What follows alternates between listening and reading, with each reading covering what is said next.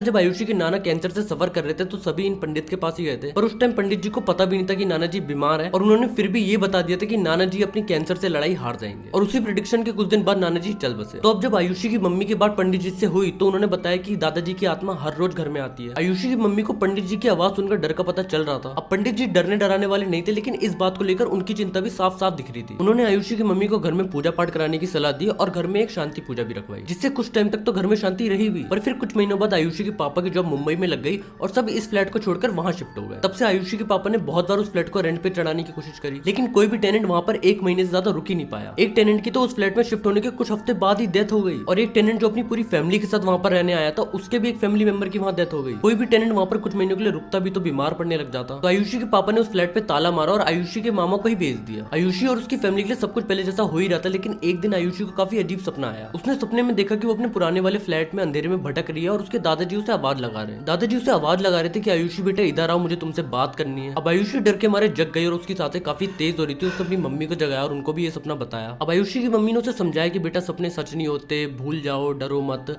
ये सब कहने की बात है, डर तो आयुषी की मम्मी को भी लग रहा था। अब आयुषी को हर रात वही सपना आता कि उसके दादाजी उसे बुला रहे हैं, पर दादाजी को आयुषी तक पहुंचने का कोई रास्ता नहीं मिल रहा था। और एक दिन आयुषी ने अपने मम्मी पापा से बोला कि वो अपने पुराने घर जाना चाहती है। पहले तो आयुषी के मम्मी पापा उसे काफी मना कर रहे थे, लेकिन आयुषी इतना जिद कर रही थी तो वो लोग उसे दिखाने ले गए। जब आयुषी अपने पुराने घर पहुंची तो उसने देखा कि अभी भी यहाँ पर ताला लगा हुआ है, और उस घर का अंधेरा और सन्नाटा उसके दिल को और भी डरा रहा था। उसने अपनी मम्मी से पूछा कि मम्मी क्या हम अंदर जा सकते हैं। मम्मी ने थोड़ा घबरा के बोला कि नहीं बेटा, अब यहाँ पर कोई नहीं रहता, हम नहीं जा सकते अंदर, हम सिर्फ देखने आए। अब आयुषी की बेचैनी बढ़ती जा रही थी और उसे लग रहा था कि घर में कुछ तो है, जैसे कोई अंधेरे में चलते हुए उसे देख रहा हो। मगर वो लोग अंदर नहीं गए और बाहर से ही वापस चले गए। अगर तुम में से कोई भी बंदा ये वीडियो रात में देख रहा है ना, तो मैं तुम लोगों से पहले ही सॉरी बोल रहा हूँ, क्योंकि मुझे पता है तुम लोगों ने एक्सपेक्ट नहीं किया होगा कि मैं आज कोई हॉरर स्टोरी सुनाऊंगा तुम्हें। तो अब काफी साल बीत गए थे और आयुषी काफी बड़ी हो चुकी थी, पर वो पुराने घर की यादें उसके अंदर से जा नहीं रही थी और वो डरावने सपने उसे आज भी आते थे। उसने अपने कॉलेज के फ्रेंडों को भी ये कहानी सुनाई, लेकिन सबने उसे मजाक ही समझा। अब एक दिन आयुषी के फ्रेंड ने उसे इंसिस्ट किया कि वो उन्हें उस पुराने वाले फ्लैट में लेके जाए और रात गुजारे। अब आयुषी ने पहले तो मना किया, लेकिन फ्रेंड्स के बार बार कहने पे आयुषी मान गई। बताओ, एक लड़के जिसे बचपन से डर लगता हुआ आ रहा है और उसे सपने आज तक आते हैं उस फ्लैट के,